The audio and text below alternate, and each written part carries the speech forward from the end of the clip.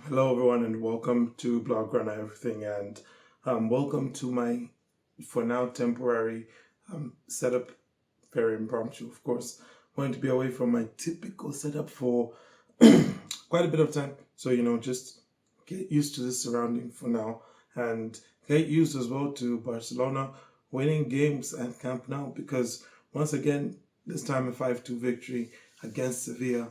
Barca now have won each and every game that they have played since, returning to Camp Nou, which, hey, keep it coming, honestly speaking, we want more of that.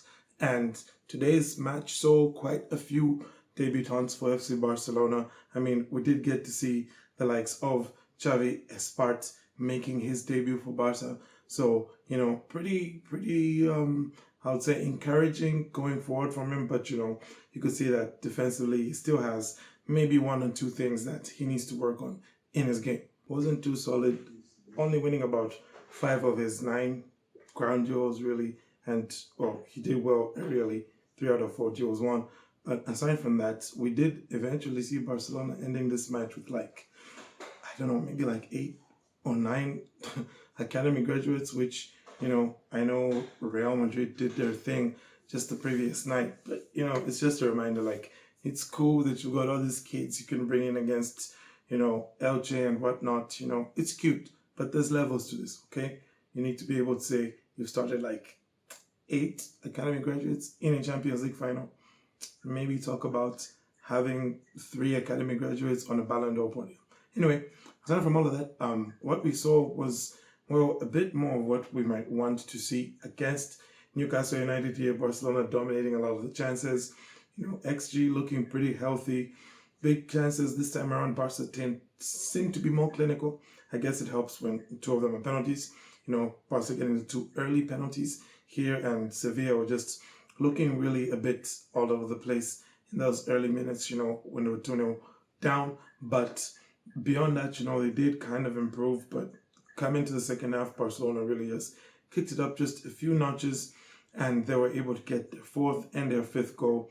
Hattrick, of course, for Raphinha. Happy to see that. Happy to see him on the score sheet. Unfortunately, the same could not be said for a certain Robert Lewandowski, who just, honestly, in front of goal, he continues to just have a torrid time. I do not know, to be honest, in this one, how he didn't score.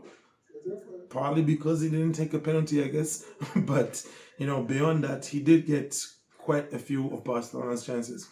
Did have quite a few openings.